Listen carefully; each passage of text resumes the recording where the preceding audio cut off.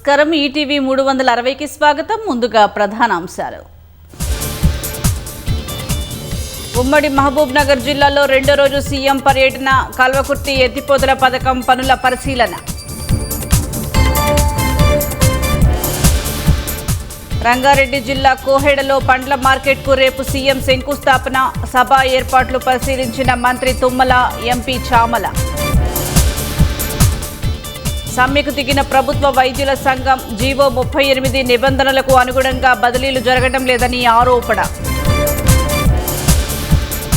వడ్డీ రేట్లను స్థిరంగానే ఉంచిన ఆర్బీఐ రెపో రేటును యథాతథంగా ఉంచినట్లు వెల్లడి.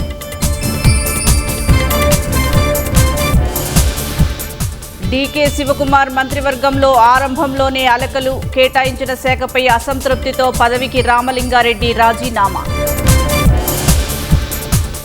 తమిళనాడులో మరో కొత్త రాజకీయ పార్టీ ప్రకటించిన అన్నామలై. వచ్చే ఎన్నికల్లో పోటీ. పంజాబ్లో మాజీ ప్రియురాల్ని వెంబడించి పొడిచి చంపిన ఉన్మాది. అనంతరం ఆత్మహత్యకు యత్నం.